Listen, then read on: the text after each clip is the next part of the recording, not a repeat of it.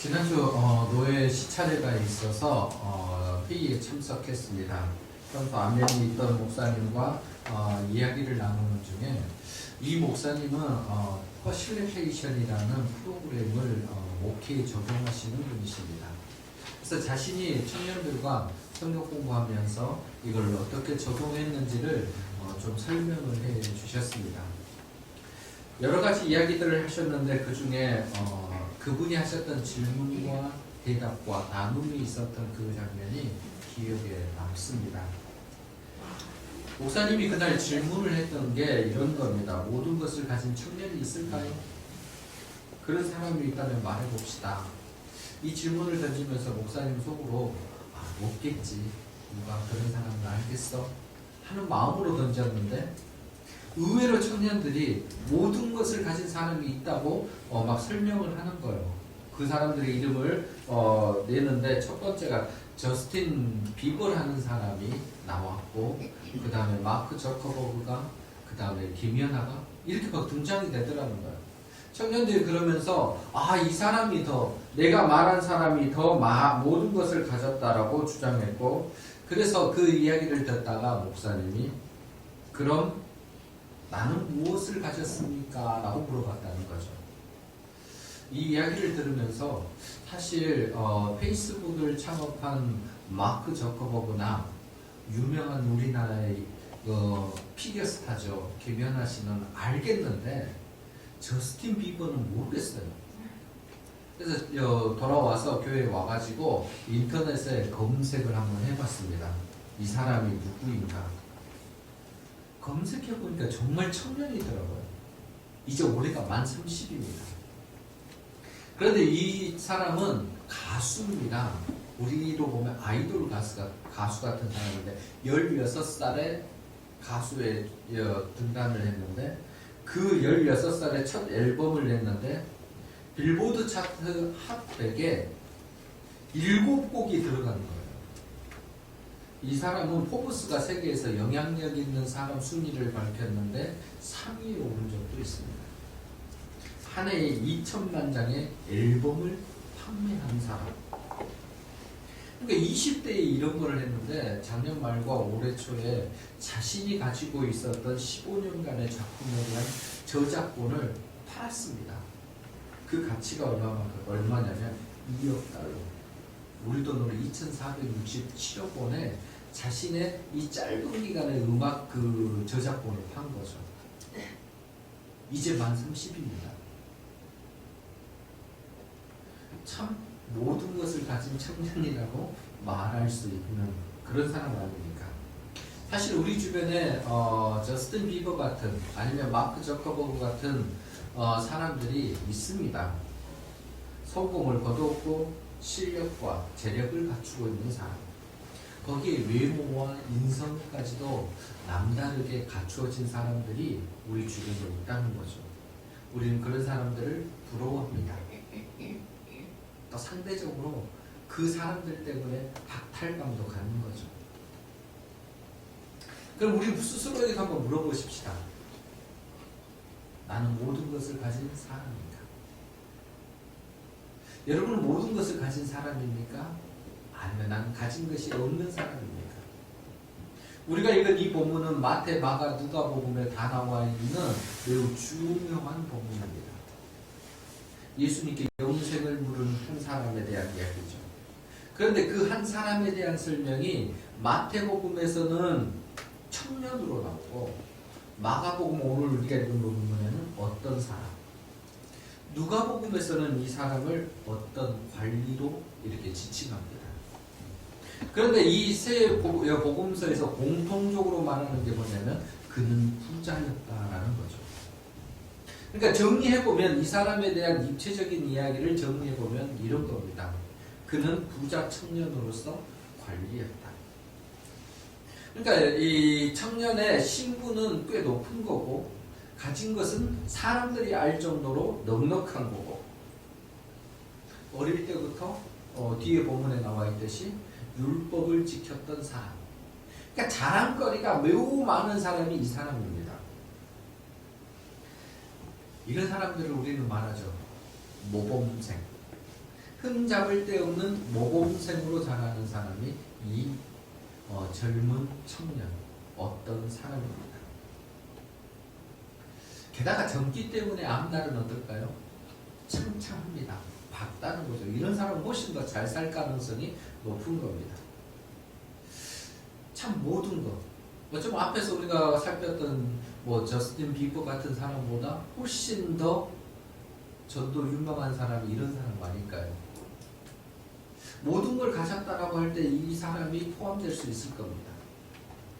그런데 이렇게 모든 것을 사회적으로, 세상적으로 모든 걸 가진 이 사람이 지금 우리가 읽은 본문 시작에 어떻게 합니까? 예수님 앞에 꿇어 엎드립니다. 17절 보시면 예수께서 길에 나가실새 한 사람이 달려와서 꿇어와서 묻자오되 선한 선생님이여 내가 무엇을 하여야 영생을 얻으리까? 모든 것을 가진 것 같고 사람들이 부러워할 대상인데 이 사람에게 지금 뭔가 부족함이 있다라는 거예요. 그 부족함을 자신이 알고 그 부족함, 이 부족함은 세상에 있는 것으로는 해결할 수 없을 것 같으니 그걸 가지고 있는 선생님에게 묻는 겁니다. 지혜를 묻는 거죠. 어떻게 하면 그것을 얻을 수 있을까? 다른 게 아니라 영적인 갈증입니다. 선한 선생님이여 내가 무엇을 하여야 영생을 얻을 수 있겠습니까? 선한 선생님 내가 무엇을 하여야 돈을 더 잘 벌 수 있고 사람들에게 인정받을 수 있고 내가 이 땅에서 잘 살 수 있습니까? 이런 거 아니에요. 영생에 관한 걸 묻고 있다니까요. 나 세상적으로는 이렇게 다 갖춘 것 같은데 나는 지금 영적 기갈에 시달리고 있습니다. 라는 거죠.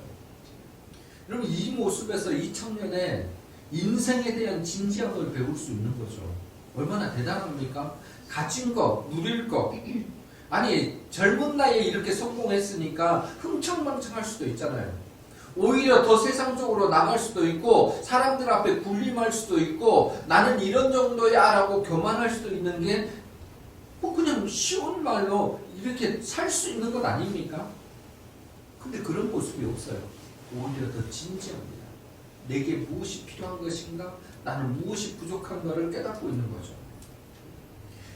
봤더니 세상이 줄 수 없는 게 있다는 거예요. 그게 영생이라고 생각이 됐던 거고 영생을 설명하시는 예수님 앞에 나와서 선한 선생님 내가 무엇을 하여야 영생을 얻을 수 있습니까?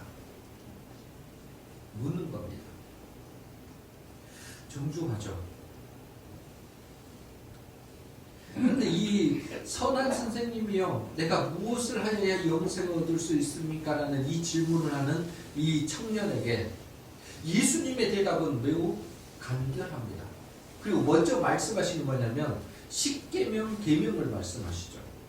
살인하지 말라, 간음하지 말라, 도둑질하지 말라, 거짓 증언하지 말라, 속여 빼앗지 말라, 내 부모를 공경하라. 5계명부터 10계명의 내용을 쭉 나열을 하십니다. 이렇게 예수님이 10계명의 내용들을 이야기하자 이 청년의 대답은 더욱 놀랍습니다. 바로 대답을 해요. 20절에 그가 여짜오되 선생님이여 그것은 내가 어려서부터 다 지켰나이다. 내가 어려서부터 나는 이런 것들을 다 지켜왔던 사람입니다. 좀 당돌하기도 하죠. 그런데 자신감이 넘쳐 보입니다. 더더군다나 이거는 사실인 것처럼 보입니다. 지금 이 말을 하고 있는 장소가 외딴 예수님과 이 청년만 혼자 있는 것이 아니라 모든 사람들이 주목하고 있고 지금 바라보고 있는 길에서 이루어진 일입니다. 그저 길에서 서서 다 조용히 담소를 나누는 것도 아니고 꿇어 엎드렸다니까요. 갑자기 일어난 이 사건 가운데 사람들의 시선은 거기에 집중되어 있다는 거예요. 그리고 그는 세상 사람들이 알만한 부자입니다. 관리이기도 하고 그를 알아보는 사람들이 꽤 있었다라는 거예요. 그런데 그런 사람이 헛소리를 하면 사실과 다른 이야기를 한다면 그 주변에 있는 사람들이 거짓말이라고 단번에 이야기하지 않겠습니까? 그런데 이가 그 말을 할 수 있었던 것은 그만큼 자기의 일들을 사람들 앞에 들여내 보일 수 있는 당당한 사람이었다는 것입니다. 어려서부터 다 지켰습니다. 자기 관리가 참 철저한 사람 아니겠습니까? 반면에 자기 관리가 철저한 정도에서 바른 거예요. 바르게 살아왔다는 증거입니다. 이야기를 딱 하면서 이 청년의 마음은 뭐가 있었을까요? 이 정도 하면은 칭찬을 하시겠지. 야, 그래 너 잘 살았구나. 어떻게 그렇게 살 수 있었냐? 하는 칭찬을 기대했는지도 모릅니다. 근데 예수님은 그런 것과 상관없이 바로 단도직입적으로 칭찬이 아닌 다른 말을 하십니다. 그의 부족을 지적하는 거죠. 찌르는 말씀을 하십니다. 그런데 이 말씀은 아픈 말씀이기도 하고 조금은 머뭇거리게 하는 말씀이기도 합니다만 이 사람에게는 가장 필요한 것, 가장 중요한 말씀을 지금 하고 계시는 겁니다. 그러니까 내가 지금 어떻게 해야 영생을 얻을 수 있습니까? 라는 질문에 대해서 예수님은 직접적인 답을 주신다라는 거예요. 그의 공허를 채워줄 수 있는 말씀을 해주십니다. 21절에 예수께서 그를 보시고 살아가사 이르시되 내게 아직도 한 가지 부족한 것이 있으니 가서 내게 있는 것을 다 팔아 가난한 자들에게 주라. 그리하면 하늘에서 보화가 내게 있으리라. 그리고 와서 나를 따르라 하시니. 예수님께 무릎을 꿇으면서 그 갈증을 해소하고자 하는 이 청년에게 예수님은 이것저것 다른 말을 하지 않으십니다. 본론만 이야기하셔요.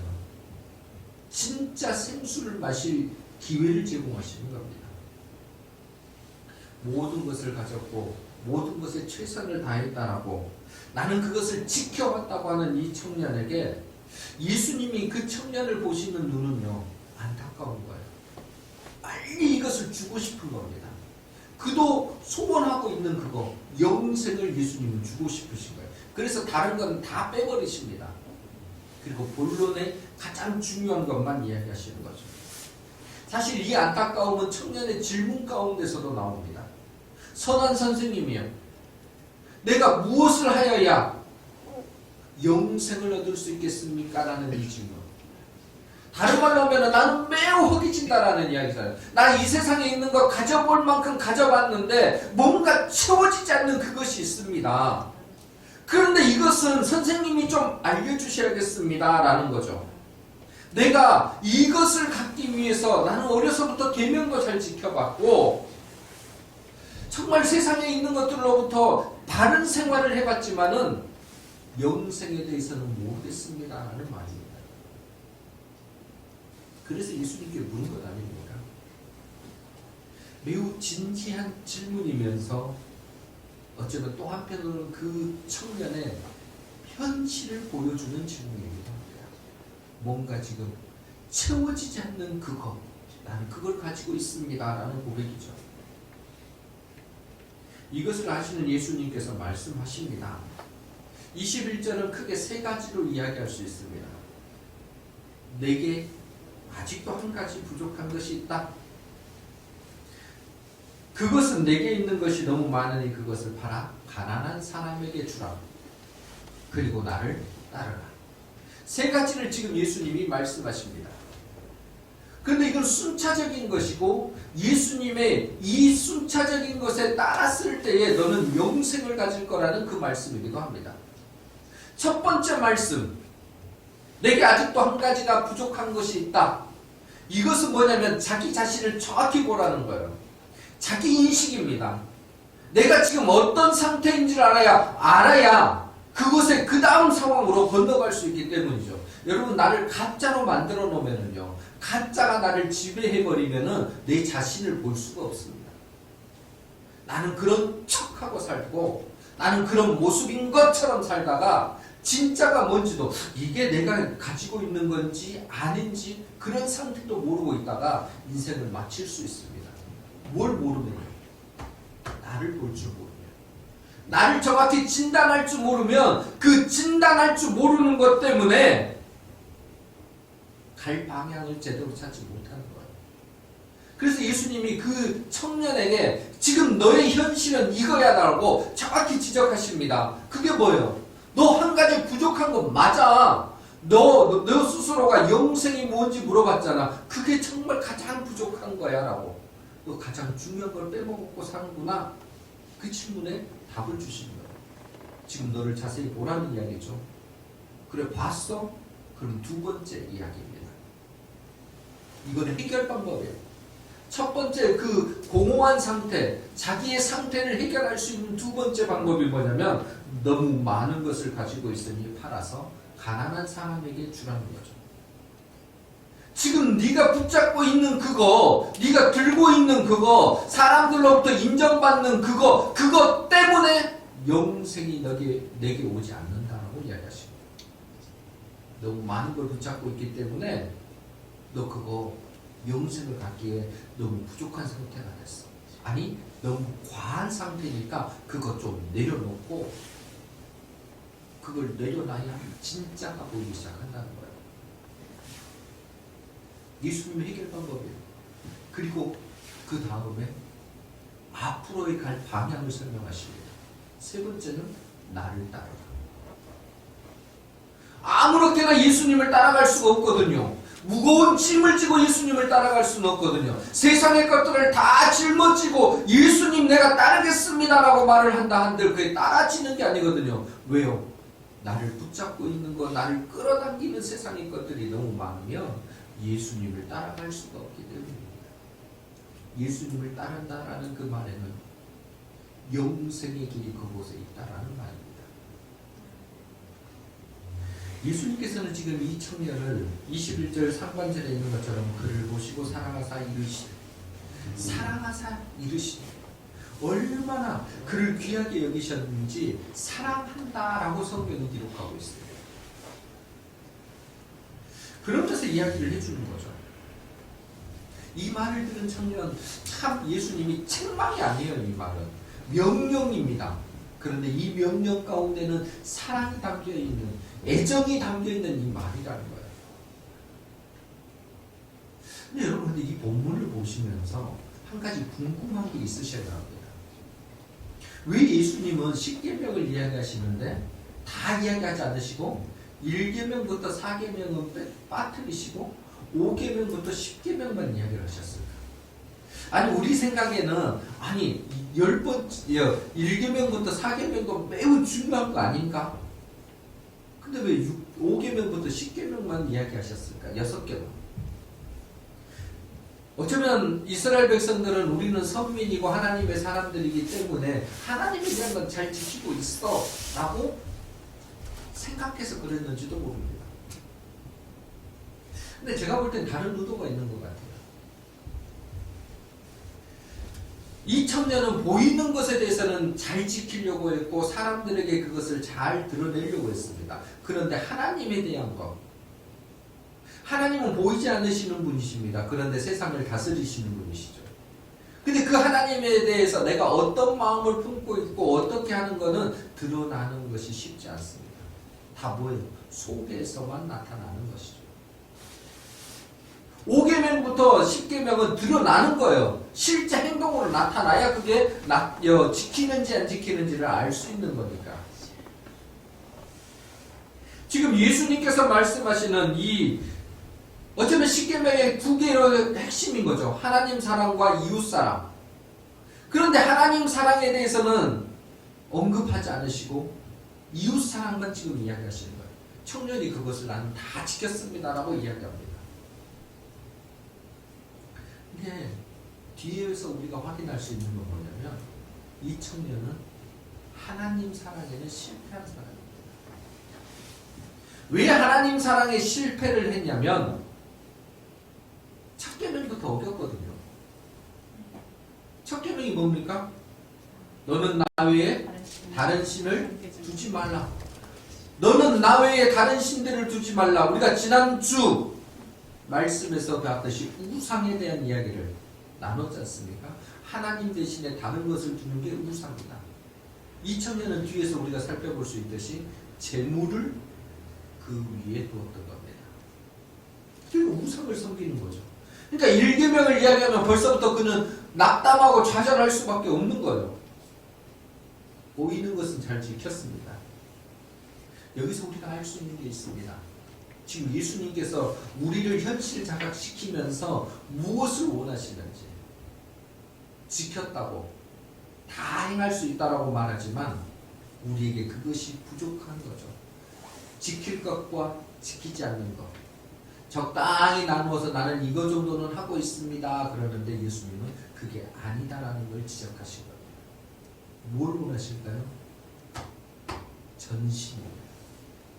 내 마음의 전부를 원하시는 거고 온전한 상태로 하나님을 섬기는 것을 원하십니다. 아멘.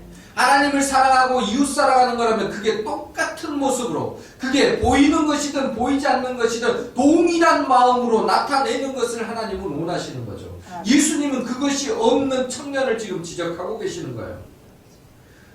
이웃 사랑의 계명들에 대해서는 나는 당당하게 다 지켰습니다라고 말하지만 그의 본 마음은 사람들에게 있는 것 같지만은 속마음을 더들어보면은 자기 자신, 조금 더 말하면은 재물에 관심이 있었던 거죠. 예수님께서는 지금 청년의 마음을, 그 청년의 진짜 마음을 열어버리신 거예요. 청년의 진짜 마음은 재물이라는 거예요. 그가 비록 영생을 원하고 있지만 그의 마음은 여전히 내가 누리고 있는, 가지고 있는 재물에도 가 있는 겁니다. 그러니까 영생도 갖고 싶고 재물도 그대로 그냥 가지고 싶은 거예요. 나쁜 걸까요? 여러분, 영생을 갖는 것과 내가 재물을 갖는 것, 이게 양립할 수 없는 일일까요? 아니에요. 이건 두 개 다 누릴 수 있는 겁니다. 이 부분은 다음 주에 말씀을 드리겠습니다. 우리가 자꾸 생각하기에 어리석게 하는 것은 이분법적이에요. 재물과 하나님, 겸하여 섬길 수 없다라는 예수님의 이 말씀을 우리는 오해한 거예요. 정확히 보면 그럼 재물을 없애버리셔야죠. 그런데 이 땅에 예수님은 재물을 수없이 주십니다. 특별히 그리스도인들에게도 복을 받으라고 성경은 창세기 1장부터 요한계시록까지 복을 이야기하고 계십니다. 그럼 무슨 말씀일까요? 나뉘지 말라는 거예요. 영생을 원하는 거면 영생을 집중하고 영생을 가진 자에게 주시는 복은 그 다음 것에서 누릴 수 있다는 이야기입니다. 나뉘어진 마음으로 이것도 조금 갖고 영생도 조금 갖고 우리가 이것도 조금 갖는 그런 마음으로는 진짜를 만들 수 없다는 이야기입니다. 예수님은 말씀하셔요. 내가 진짜를 먼저 줄 테니까 지금 가지고 있는 거 내려놔 보고 진짜를 통해서 주시는 하나님의 복을 누려보라는 거예요. 우리가 이 말씀을 잘 합니다. 예수님께서 이것을 어떻게 정리하셨냐면 마태복음 6장 33절이죠. 그런즉 너희는 먼저 그의 나라와 그의 의를 구하라. 그리하면 이 모든 것을 너희에게 더하시리라. 예수님이 우리에게 말씀하신 게 뭐예요? 너희는 먼저 그의 나라와 그의 의를 구하라. 그리하면 그 모든 것을 너희에게 더하시리라. 빼겠다는 게 아니라 이 땅에 있는 걸 없애겠다는 게 아니라 내가 더해줄게라는 거예요. 이 이야기는 뭐예요? 우선순위를 정확히 정하라는 거예요. 삶을 뒤죽박죽으로 만들지 말라는 거예요. 정돈되지 않는 상태로 이것을 할까 저것을 할까 갈팡질팡하지 말라는 거예요. 여기에다가 마음을 조금 찢어놓고 여기다가 좀 마음 찢어놓고 그게 아니라 찢겨진 마음을 하나로 모아서 집중하라는 겁니다. 어디가요? 하나님께. 우선순위를 정해놓고 하나님 마음으로 하나님이 기뻐하시는 것부터 하기 시작하라는 거예요. 그럴 때에 하나님은 나머지도 해결해 주신다라는 겁니다. 지금 청년에게 요구하시는 것도 그거예요. 너 지금 영생이 매우 소중하다고 생각해서 왔잖아. 그러면 영생이 없는 너 자신을 보고 너의 것을 내려놓으라는 거예요. 그래야 영생이 보이고 주님을 따를 수 있다라는 이야기입니다. 아멘. 이렇게 말씀하시는 예수님의 질문 아닌 명령 앞에 청년의 대답은, 청년의 반응은 이렇습니다. 22절 보시면 그 사람은 재물이 많은 것으로 이 말씀으로 인하여 슬픈 기색을 띠고 근심하며 가냐. 청년의 반응은 이거예요. 예수님의 말씀. 아니 호기롭게 와서 정말 내가 무엇을 하여야 영생을 얻을 수 있습니까? 라고 나왔는데 예수님의 말씀을 다 듣고 나서 그의 반응은 뭐예요? 슬픈 기색을 띠고 근심하며 돌아간 겁니다. 여기에서 슬픈 기색을 띠고 근심했다라고 표현되는 이 원어적 표현은 예수님도 이 상황에 놓여 있을 때, 이런 상황에 놓여 있을 때 했던 반응입니다. 겟세마네 동산에서요. 예수님도 겟세마네 동산에서 그 원어적 의미와 똑같은 상황에 맞닥뜨려진 거죠. 청년이 가진 것과 예수님이 가진 모습이 같습니다.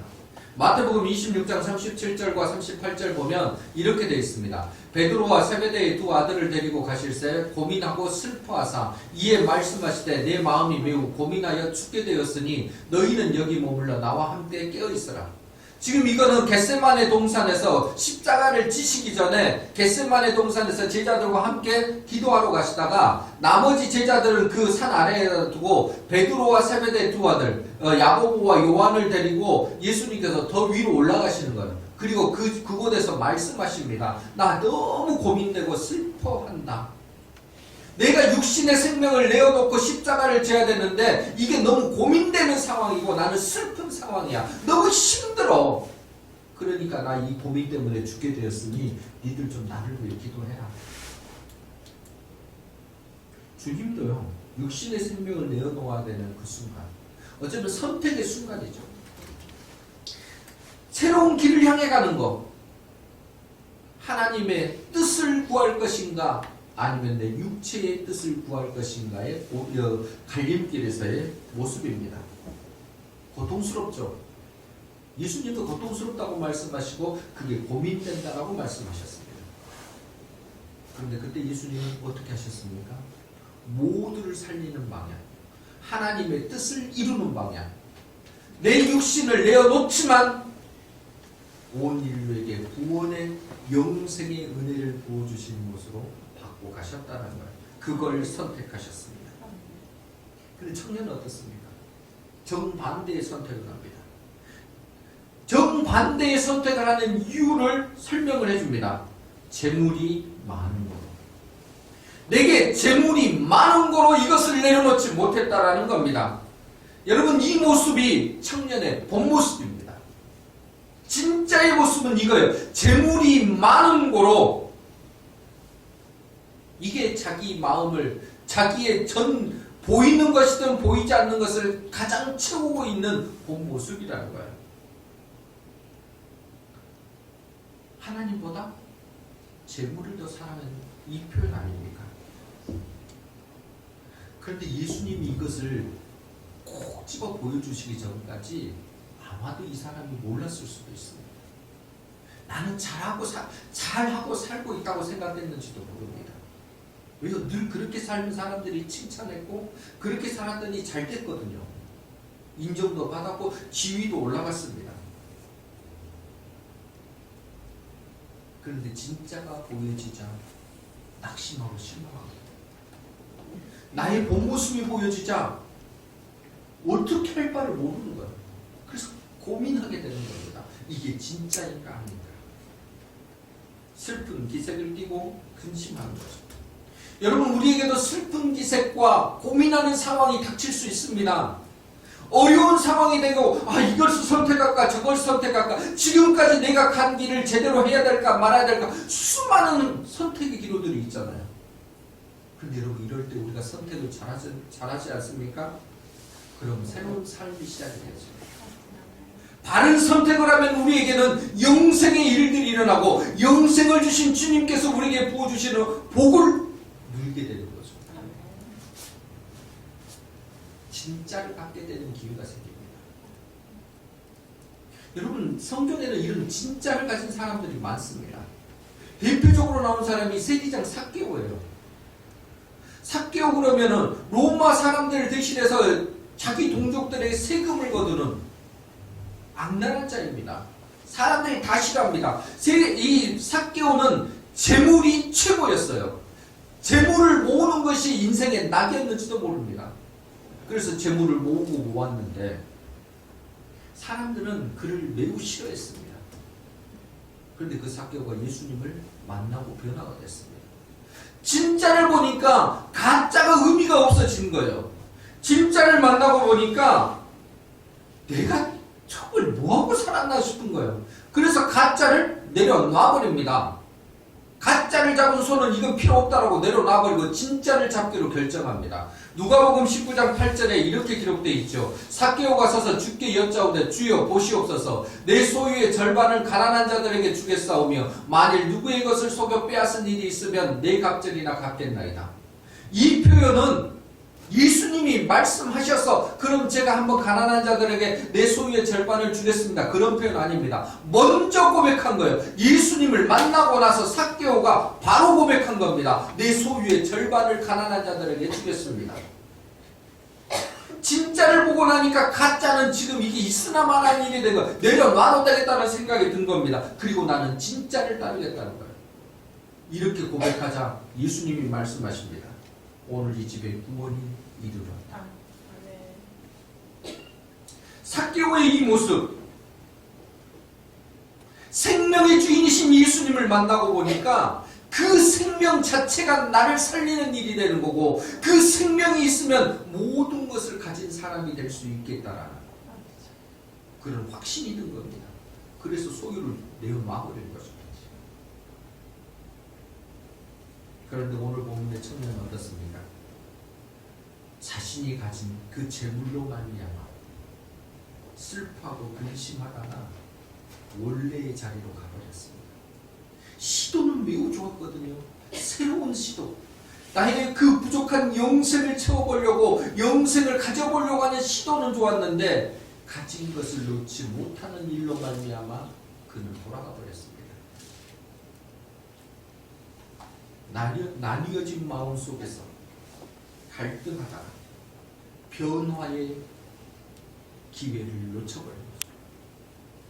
지금까지 누리고 붙잡고 있는 것을 그대로 쥐고 간 겁니다. 우리 주님은 우리에게도 가끔 요구하십니다. 확인시켜 주십니다. 네 손에 쥔 게 뭔지, 내 손에 쥔 게 뭔지 지금 물어보실 때 있습니다. 사실 우리가 대부분 쥐고 있는 것들은 뭘까요? 내가 이 땅에서 사랑하고 즐기고 필요한 것들입니다. 있으면 다 좋은 것들입니다. 그래서 우리도 살면서 이것 한번 쥐고 저것도 한번 쥐고 그래서 하나 둘 쥐다 보니까 뭐예요? 좀 많아졌습니다. 쥔 게 채워지기도 많이 채워졌죠. 이전보다 늘 많이 쥐고 있는 게 우리의 모습입니다. 그런데 문제는 너무 많이 쥐고 있다는 거예요. 또 이것을 너무 오래 움켜쥐고 있다는 겁니다. 다른 것을 더 잡을 수 없을 만큼. 사실 우리가 쥐고 있는 거요. 내려놔도 망하지 않습니다. 내가 좋아하고 필요로 여기는 거 포기해도 끝나지 않는 인생입니다. 우리가 좋아해서 쥐고 있는 거 가장 큰 특징이 뭔지 아십니까? 우리가 쥐고 있는 모든 것은 시간이 지나면 사라진다. 주인이 바뀝니다. 내가 주인인 것처럼 살았는데 그 주인은 순식간에 다 바뀌어버린다는 거예요. 시간이 가면. 내가 집을 사서 등기부 등본에 내 이름이 딱 바뀌어서 이 집의 소유주는, 이 집의 주인은 나야 라고 말을 하고 있는데 내가 죽으면 그 집 등기는 바뀌게 되어 있습니다. 우리 집 앞에 문패를 딱 붙여놓고 누구의 집이라고 우리는 반듯하게 자랑스럽게 이 집을 가지고 있는지 모르지만 죽으면 그 문패는 바로 떼어집니다.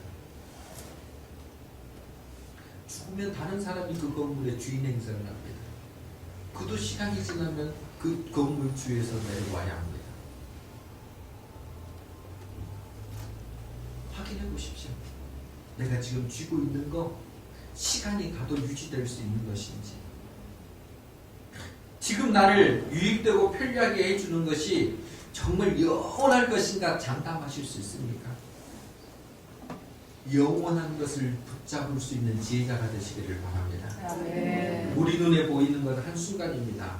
재물도 잠깐이고 권력도 잠깐입니다. 젊음도 잠깐이죠. 우리 성도님들 계시는데 연세 드신 분들 다 젊은 시절이 있었잖아요. 그냥 잠깐에 눈 딱 감고 나가니까 그 시절이 지나가는 거죠. 그래도 마음만은 청춘이고 젊습니다.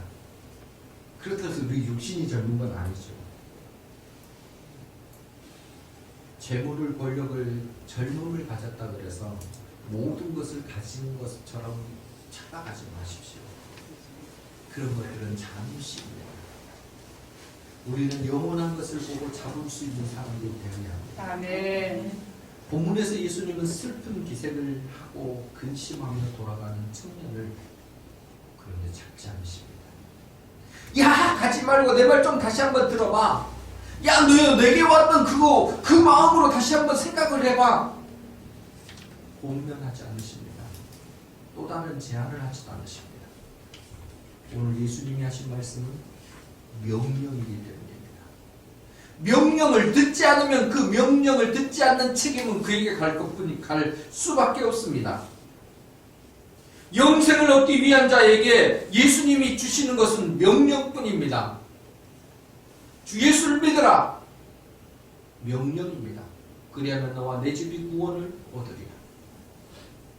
우리에게 하시는 모든 것들 중에 권면도 있고 제안도 있고 위로도 있고 우리를 보듬어 주시는 사랑의 말도 있습니다. 그런데 그 모든 것은 영생보다 우선하지 않습니다. 영생을 얻는 자에게 있어지는 그 모든 것들이 그 다음 것들이죠. 그래서 오늘 본문의 말씀은 명령이고 이 명령의 말씀 우리는 새겨 들으셔야 합니다. 주님이 주시는 명령을 우리 21절 말씀을 제가 다시 한번 읽을 테니 여러분 그 명령에 순종할 자세를 가지시기 바랍니다. 예수께서 그를 보시고 살아가서 이르시되 내게 아직도 한 가지 부족한 것이 있으니 가서 내게 있는 것을 다 팔아 가난한 자들에게 주라. 그리하면 하늘에서 보화가 내게 있으리라. 그리고 와서 나를 따르라 하시니 이 일을 하기 위해서는 지금 우리의 상황을 정확히 보셔야 합니다. 혹시 마음이 세상의 것과 주님의 것으로 나뉘어 있습니까? 하나로 만드십시오. 전심으로 주님을 사랑하겠노라는 결정을 하셔야 합니다. 그리고 주님보다 앞서서 쥐고 있었던 것이라면 이제 내려놓으십시다. 그것이 많든 적든 내려놓고 주님을 온전히 따르면 나머지 것들은 더해 주시는 것은 말할 필요도 없습니다. 우리 손에 한 가지를 꼭 놓치지 마십시오. 영생, 우리의 주인 되신 예수 그리스도를 꼭 붙잡으시기를 바랍니다. 아멘. 사랑하는 성도 여러분, 나는 모든 것을 갖다 살아갑니까? 세상의 것을 넘치도록 가졌다 하더라도 영생을 놓친다면 그는 전부를 놓친 사람입니다. 혹시 내 손에 지금 세상의 것은 별로 가진 것 없어 보이지만 그래도 나는 주님을 향한 전심, 온전한 마음으로 영생을 갖고 있습니다. 그렇다면 여러분은 모든 것을 가진 사람입니다. 우리 주님이 걸어가신 발자취를 따라가는 사순절 기간입니다. 우리는 주님의 명령에 따라 그 명령에 순종하며 실천하는 삶을 살아가야 합니다. 내게 무엇이 부족한 것인지 살펴보십시오. 영생을 가졌다 하더라도 우리는 부족한 것이 있습니다. 주님 앞에 그걸 고백하시고 혹시 내게 쥔 손으로 내 손에 쥐어진 것 때문에 주님이 주시는 것을 놓치고 있다면 내 것을 내려놓고 주님의 것을 쥐는 지혜자가 되십시오. 아멘. 그리고 더욱더 전심으로 우리 주님을 따르는 복이 우리 모든 성도님들에게 있기를 주님의 이름으로 간절히 부탁드립니다. 아멘.